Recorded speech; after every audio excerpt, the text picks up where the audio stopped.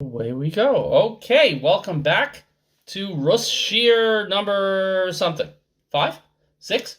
As we are working our way through Perek Bays. We left off yesterday. Ruth and Boaz had met each other. Boaz was acting very generously, but no food yet. Just saying we'll leave extra for you when we are busy reaping. We're going to make sure that the guys don't start up with you. And that you can collect as much as you need. And Ruth said, that is unexpectedly generous. So I'm not quite sure what I did to be worthy of it because she is very modest.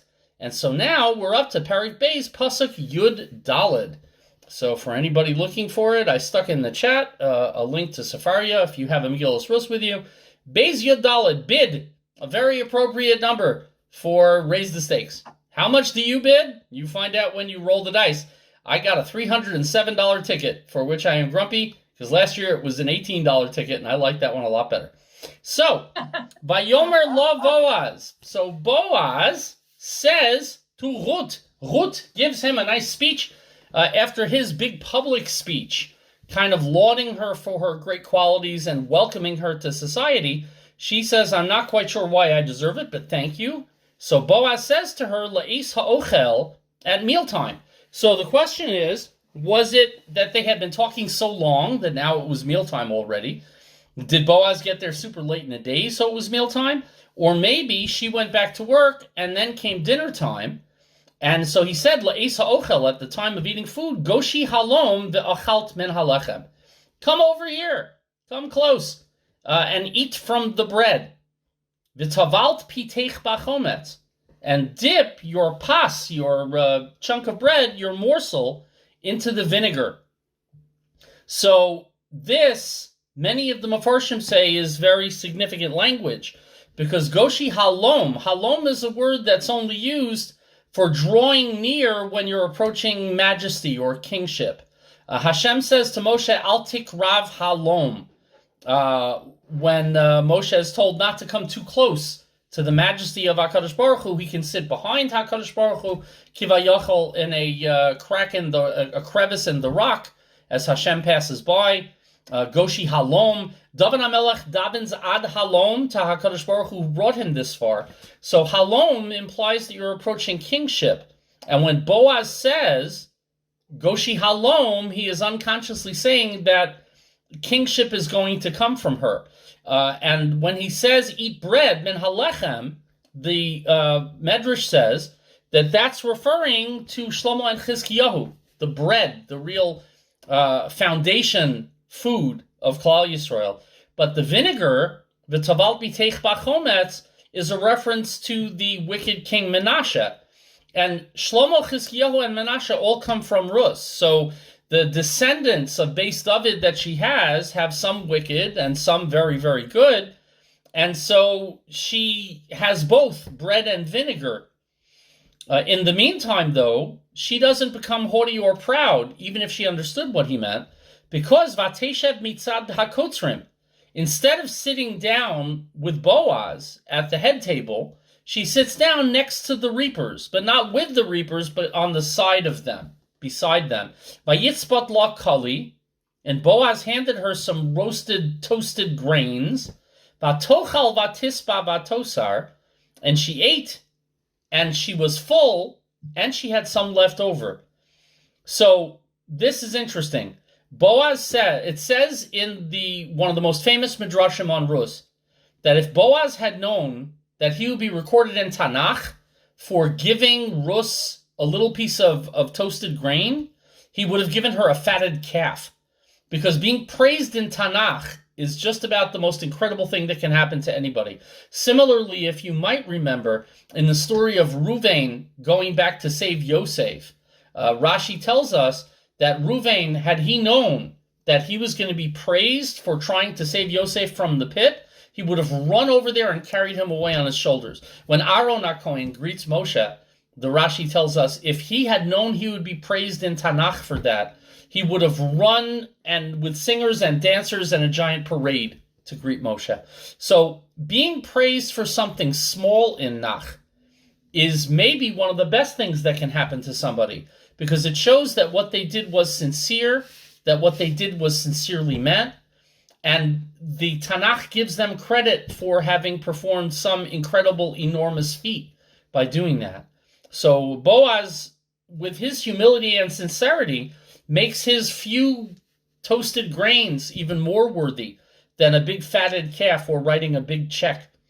And the final phrase, Vatochal vatisba vatosar, Yael Ziegler suggests that means that she ate, and she ate her fill in a hurry. She was famished. She hadn't eaten for days. So she just kind of gobbled it down. But she intentionally made sure Vatosar to leave over for Naomi. The word vayitzbat means the amount pinched between two fingers. So Boaz literally just gave her, a little handout, a little pinch. And yet she made it last and was fulfilled just by that little pinch. It is interesting that Boaz doesn't see to Naomi's needs. Ruth leaves it over, but Boaz doesn't give her extra. And it seems Boaz couldn't save the Jewish people from within. It had to be somebody coming from without to save us. And that's really important. Shoftim is a broken book. It's a book full of broken Klal Yisrael.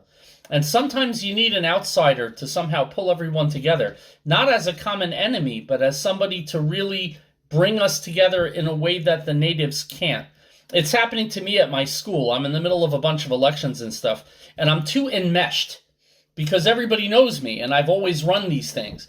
And I'm realizing at this point, because I'm old and wise, and have asked a lot of people, including people I walk home with from shul, and they're like, quit as soon as you get promoted. I have a promotion application up for 2 weeks from now. So they said, wait till you get promoted, then quit everything. And I am on the verge of it, and it's fascinating to me that a guy on the inside can't be the answer.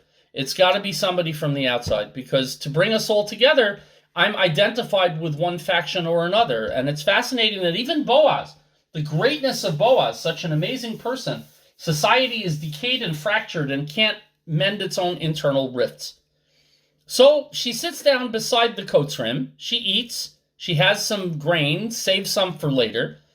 Tesva, vatakam lalakate, and she got up again to glean. With renewed energy, having eaten now, she's ready to go. Vayitzav Boaz es na'arav lemor, and Boaz commanded his servants, telling them, Gan bein ha'amarin tilakate, let her gather even among the sheaves. Bringing in the sheaves, bringing in the sheaves, even among all of the bundles, where the poor usually have to wait for things to drop by accident. Let her gather even in a place where the poor don't usually go. Don't let her be just a common pauper anymore. Even though she goes back to glean just like she started, her status hasn't changed in her own eyes. Bein ha'amorim tilakhet v'lo sachlimuha. Don't interfere with her. So here she goes. Now it's interesting.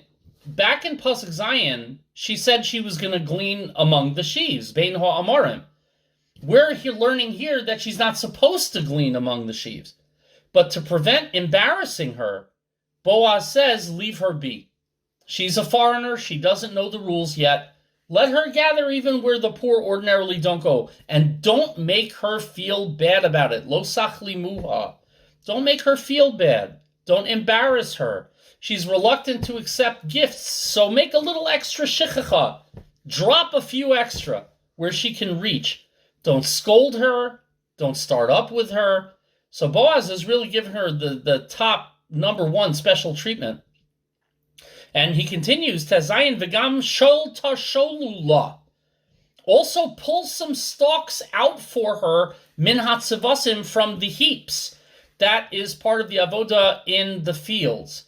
That when one gathers all of brings in the sheaves, and piles them up, and then smooths the piles with a shovel, that's when the tevel Isur kicks in, and you're not supposed to eat it till you give Meiser from it. Here, we are in the pre-Meiser moment, when you could still snack from the things while they're in the field, and she's allowed to go he's going to pull stuff out of the heaps for her. Ba'azavtem, and leave them there for her. Velikta, and she'll gather them, she'll glean them. Velo sigaruba, do not scold her. So it's interesting twice. Don't interfere with her. Don't scold her. Earlier in the parak, don't molest her. So it's very interesting that there's a suggestion maybe that they were hostile. Sachli muha implies maybe they're a little bit difficult with this foreigner and the Naomi woman. So Boaz is making sure to take special care to warn them against mistreating her. He wouldn't have to warn them so much if they weren't already inclined to be rough. And that doesn't speak well of the servants, but maybe it's understandable if you have resentments that have piled up. Va'azavtem, leave the sheaves for her, the grain, is an echo of what we said before. Vata'azvi, she left her family in Moab. And le'azveich, she begs Naomi not to leave her. We've had two words come up a lot. Telech, to travel towards something, and ta'azveich, to leave something behind and to abandon. And so it's interesting that both of these verbs keep coming up because Ruth's appearance within our midst is an argument against abandonment and for continuing to progress. This Megillah is really something special, especially if we take human nature into it and realize it wasn't all peaches and cream. The Goyim love Ruth. The Christians love the book of Ruth because it's all about loving kindness, and to them, it doesn't have any mitzvos in it. So you could just be loving and everything's great, which is the Christian viewpoint on Judaism, is that monotheism is great, Judaism is nice, v'ahavta l'reacha kamocha, but mitzvos are tedious and demanding. So therefore, Paul the apostle sees a vision where God puts all the animals of the world in a net, and Paul says, well, those aren't kosher animals. And God says, yeah, but I created them all, so why not eat them all? You want shellfish, you want pork, go right ahead. And Paul says, no kashrus? I'm in. All the mitzvos are removed from Christianity. They don't see deeper in Rus at the allusions to mitzvos in Jewish culture that really kind of are impregnating every single pasuk, no pun intended, maybe yes pun intended, that everywhere you go, there's mitzvah, and there's derech Hashem in here. So 17, pasuk Yud Zayin, vatalaket basada ad ha'arev. So lots of gleaning. She gleaned and gleaned and gleaned. All till the evening and the sun went down, she kept going and working. She has been treated specially. She has been singled out for extra food. She has been invited to the master's table, but instead of becoming an egomaniac and taking on airs, she works harder than anybody else in the field, all the way till the Erev. Vatachbot es asher liketa. And she beat out the grain stalks. She threshed them there in the field, which she had gleaned. And it was about an ephah of barley. Couple of things. Normally, poor people, the Mefarshim say, are not allowed to beat out and thresh their stuff in the field. The owner would tell them, go home and do it. Don't do that here. Don't stay here any longer than you have to. I'm worried you're going to steal stuff. Get out of my field. But here's Rus processing herself the grain that she has gathered. So much grain that it comes out to an ephah of grain, which to us means nothing because we don't know biblical measurements. An ephah is a humongous quantity of grain. When we gathered mun in the midbar, each person had an omer for what he needed to eat. An omer for the whole day's diet. An omer is 1/10 of an ephah. So an ephah is 10 days of food. It's enough food for Rus and Naomi for almost an entire week. 5 days worth. That's an enormous quantity of grain on her first day of work. It's tremendous. David HaMelech later, when he brings food to his brothers at the battlefront from his father Yishai, he brings an ephah of grain, which took several donkeys to carry. I mean, this is big stuff. It's a lot. As a foreigner and a stranger on her first day as an amateur gleaner, that's astonishing. And Vatisa, pasuk Yud Ches, Vatovo ha'ir. But instead of renting a U-Haul, she just picks it all up, threshes it, and then carries it back with her to town and goes straight back to Naomi's house, whatever shack or days inn or homeless shelter they were living in. She doesn't pause anywhere else. She doesn't get herself in danger or flirting with indecent guys on the way home. She doesn't get distracted. She doesn't miss her stop on the bus. She goes straight back to Naomi with an ephah of grain, and she is flabbergasted. Vatera chamosa es asher liketa. Naomi, her mother-in-law, doesn't call Naomi by name here. It calls her her mother-in-law. That implies that she still doesn't think well of Ruth. She's been waiting all day, and now she sees, the daughter-in-law is coming back.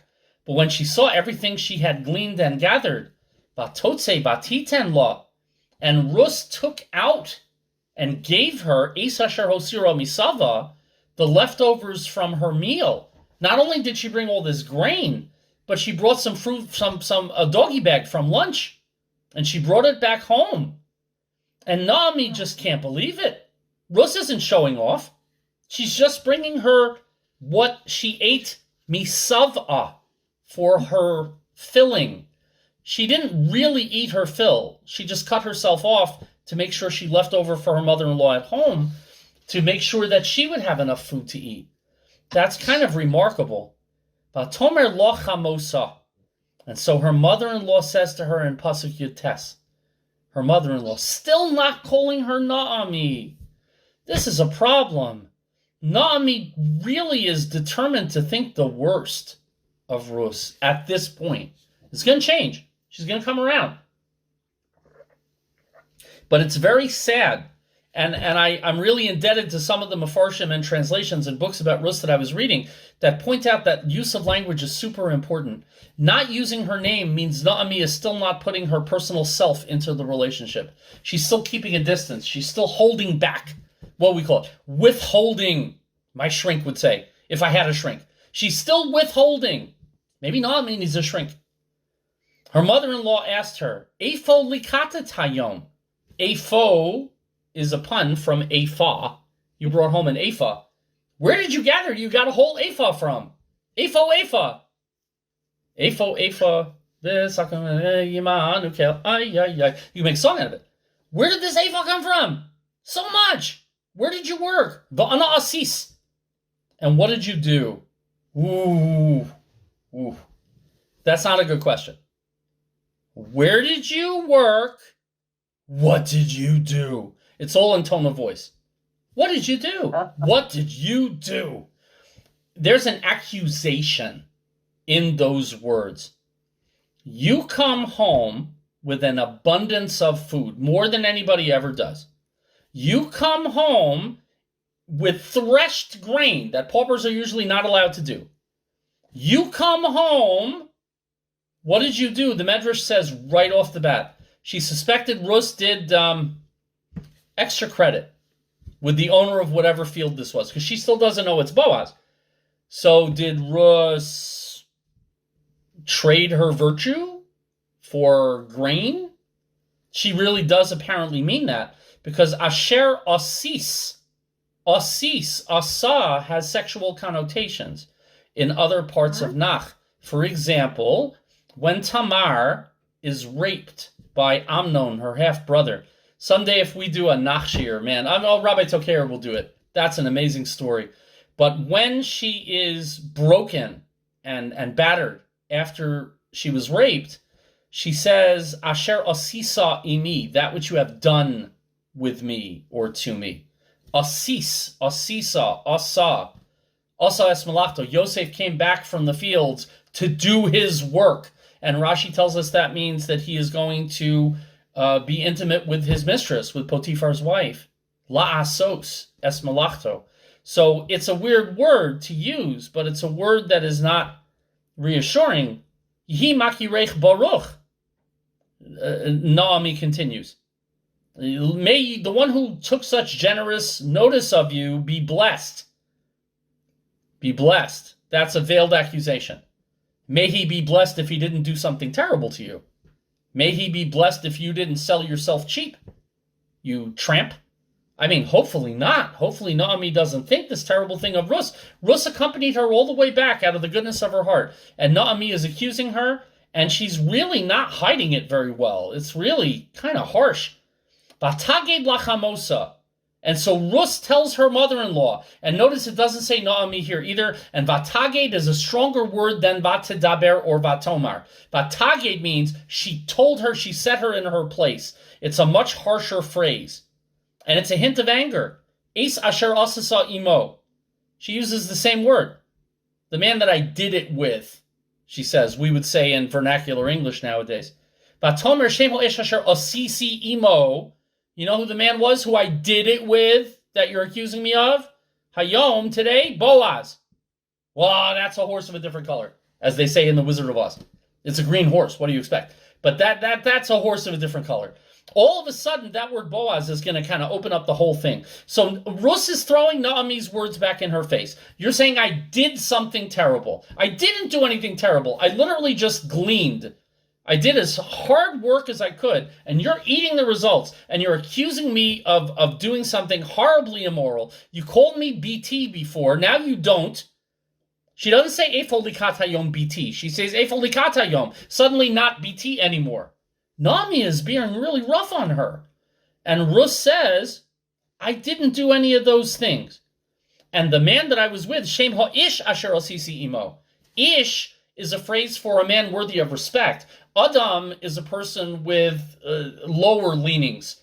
Ish means a man who stands tall and proud. Ish is a man who's worthy of respect. And he's an Ish, this one. An Ish of spotless character, religious, full of integrity. He's a shofet. He would not take advantage of me even as a Moaviyah. And that man is Boaz. The Alshich says she didn't mean anger at all. She was completely innocent. But either way, she does not expect her mother-in-law to be full of radiant joy all of a sudden. Her mother-in-law is going to be in alt, as they used to say. Vatomer Naomi l'chalosa. Suddenly her name is Naomi again. Now she's not the mother-in-law anymore. Naomi says to her daughter-in-law, Kalosa, not just the unnamed Rus, but her daughter-in-law, now I love you. Baruch hu la Hashem, bringing Hashem's name into it. Naomi doesn't usually praise Hashem, but she says, blessed be him, Boaz, from Hashem, asher lo azav chazdo es achayim ves hamesim, who has not failed in his kindness to the living or to the dead. Who didn't fail in his kindness? Some of the Mefarshim say she means God. She suddenly realizes that the whole thing is opening up. She thought God had struck against her, but God has her in mind.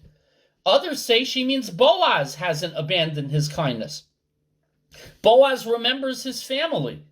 The Ibn Ezra and most of the Mefarshim say she means Boaz. He's fulfilling his responsibility to the fam, with the living and the dead. By caring for the living relatives, you are helping the dead Machlon and Kilion. But others say it means possibly Yibum in the future. Because if Boaz does Yibum with Rus, if you know the Parsha of Yibum in Kisetze, when the brother performs Yibum with his sister-in-law, the child who is conceived is called by the name of the dead father, not of the Yavam who is with her. So it's going to be to keep Machlon and Kilion's line going, even though everybody's going to connect them to Boaz, the baby. But still, so maybe there's a Yibum foreshadowing here. Vatomer lo Naomi. Again, Naomi. We're calling out her name everywhere now. Naomi is like, oh, don't call me mother-in-law. Call me Naomi. You know, I love you. You're the best. Karov lanu ha'ish. That man is related to us. Us! Lanu! She and Rus are family now. Mishpuche, as we would say. She really, all of a sudden, she's opening her arms to Rus. That's pretty big. Migo alenuhu. He is one of our redeeming family members. He's the Goel, who has to redeem property in this week's Parsha, Parshas Bahar. If the field is sold off, you have to redeem that so that the relatives can survive. Some say Mi Goalenuhu, that the Mashiach is going to come from him. And that's the Goel all of Yisrael. So Mi Goalenuhu. But of course, I have to. I'm not allowed. I got to give Yael Ziegler a little take on this. She says, Naomi's transformation is remarkable. She has not properly spoken since her embittered speech in Perek Aleph. When Ruth said, I'm going to go find food, Naomi was like, whatevs. Whatever. Fine. Go ahead. That indicated her hopeless despondency. Dr. Ziegler does not write whatevs in her book, just in case that was me paraphrasing. Naomi's exuberance now signals the revival of her spirit. Instead of pushing away kindness, as she did in Parak Aleph with Rus and Orpah, she embraces it. God's name. Naomi never said God's name for bracha, but now she's invoking the name of HaKadosh Baruch Hu to elicit blessings and joy, not emptiness and bitterness. Most significantly, she utters the word Goel, Redeemer, the first time the word Geula appears in this Megillah, and it's going to happen a lot now. A key word in the solution, or the ending of the book of Ruth. And finally, the first person plural means she and Rus are together. Naomi's newfound regard for Rus is indirectly caused by Boaz. Boaz is accepting Rus into the Israelite nation, paves the way for Naomi to regard her as a family member. She is imitating Boaz's treatment of her. And that's amazing, that Naomi, a woman who was embittered and angry and upset and feeling victimized, is now embracing and wide open. If you saw, when I put up one of the videos on YouTube of one of the previous shiurim, I used the Marc Chagall image where Rus and Orpah are embracing Naomi. In a Marc Chagall painting, everybody looks like a giant blob, but anyway, they're embracing her, and her hands are like this, closed off and squished, and now they're wide open. Come on in. Bring it in, bring it in. Give us a hug. Chaf Aleph. We're almost there. Hopefully we'll make it tonight. Finish up Perek Beis. Vatomer Rus HaMoaviyah. Ruth the Moabite doesn't talk about redeemers, but instead focuses on the food. Maybe that's why she's called Rus HaMoaviyah. She doesn't know what the word Goel means because she's not part of the culture. The word Goel in Jewish culture has a very specific meaning. She may not get that yet. So Rus HaMoaviyah says, Gam ki amar elai. You know what else he even told me? Im ha-na'arim asher li tidbakin. Stay close to the na'arim, the men. He did not say that. Back in Pasuk Ches, he said Im ha-ne'aros tidbakin. She was supposed to stay close to the girls. But Rus, when retelling it, says, he told me to hang out with the boys. Adin kilu, until Eis kol ha-katzer asher li, until all my harvest is finished. Now, the Malbim says this was unintentional. She's a Moabite in background. So she doesn't see the tznius issue of having men and women being lumped together. As they said in Fiddler on the Roof, that's what comes of men and women dancing. Can't have such things. But in Moab, men and women dance together all the time. So she doesn't make anything of it. She says, I'm supposed to hang out with the boys, right? Okay. She may even think that he wants to set her up on a shidduch with one of the reapers. I'm low status, he's low status. Now, this interpretation doesn't work well with all the other Mefarshim we said that Rus was so modest all the time. But the thing is, her norms, her background, are kind of getting in the way. She doesn't understand the gender separation that was all the rest in Beis Lechem. One of the other Mefarshim says she inadvertently expressed what was in her subconscious. Very interesting way of putting it. Vatomer Naomi al Rus Kalosa, penultimate pasuk of Beis. So Naomi says to Rus, her daughter-in-law, this is the first time she uses the name Rus Kalosa. Now she sees her as a person. Now she sees her as a family member. Now she's my daughter-in-law, Rus. Not just my daughter-in-law, but Rus the daughter-in-law. A special person. Tov BT. Same word that Boaz used, BT. Very good, my daughter.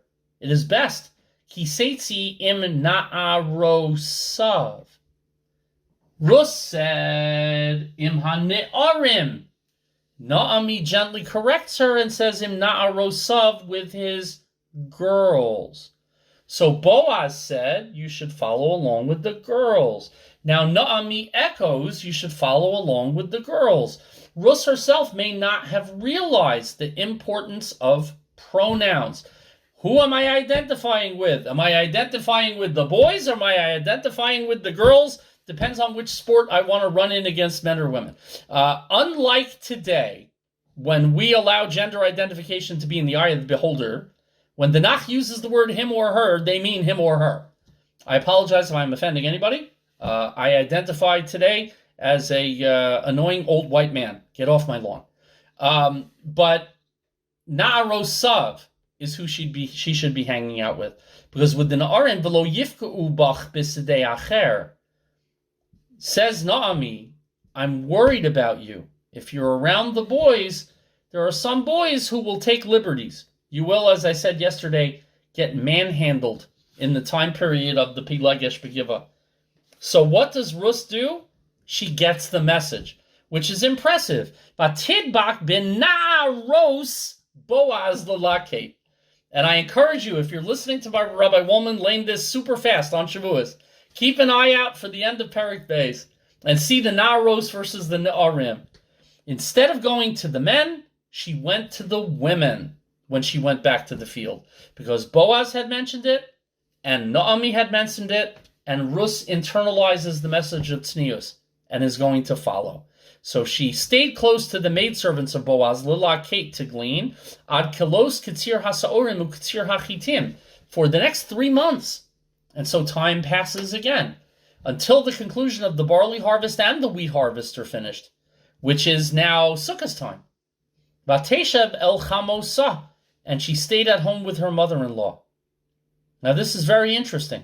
Says Yael Ziegler, the biblical text portrays Ruth as a typical convert, clumsily but determinedly navigating the complex pathways of Judaism and the society. The social mores of Judaism can be more difficult to apprehend or comprehend than the unambiguous halachic guidelines. It's one thing when halacha l'maisa is don't carry on Shabbos. It's something else when you have to learn what an eruv is, or tznius, or things that are less concrete and more fuzzy. A couple of us, one of the other people who's here, has been attending with me Rabbi Tokeir's current chabura in the Chaverschaft that he's doing on Wednesdays. And just the halachas v'al yadayim are complicated. And that's just the halacha part. When you start getting into other questions involved with it, it ends up getting all over the place. That's not so easy for a ger. Both Boaz and Naomi are guiding Ruth's actions firmly but gently for facilitating her entry into Beis Lechem. So the Midrash says that she's unbelievably tznius from birth, but the Psukim are less clear about that. She's striving towards modesty, but it takes some doing. Now, Chazal do this because they are portraying Ruth as a diametrical opposition to Orpah, who is the least tznius person who was ever born or made. And so there's a reason for that. But Ruth desires a life of modesty and becomes the paradigm of modesty for all generations. Batidbak, devekus, to the girls. But here's the problem. As we get to the end of this perek, and we'll leave off for one night, tomorrow night raise the stakes, so we're not going to be here yet for Perek Gimel till Thursday. It can't be the end of the story because the harvest time is the end, which means no more food. What are Ruth and Naomi going to do for a long-term solution? Because after the harvest is over, she stays home with Naomi. They're going to stay home for the winter and starve? An ephah a day is a lot, but sooner or later that's going to run out or it's going to go bad. Boaz has not approached her for months since the beginning of the wheat harvest. Is Boaz going to redeem them or not? Is he going to serve to save them or not? So Naomi says, I need to take the situation in my own hands. What hands are those? The hands that are going to get Ruth dressed up and send her out for a shidduch date. A shidduch date in a cow barn, which is what every girl wants for the great romance of her life. So we will see Perek Gimel, the eventful events, where Ruth lies down at Boaz's feet, and he says, who the heck are you? And why am I waking up in the middle of the night with a girl in here in the barn with me? Rabbi Reisman in his Navi Shir once said, that does not sound like a very romantic date. My wife would not have been happy if I said, let's go hang out at the barn for our shidduch date. So more about that beginning on Thursday. No Shir Wednesday.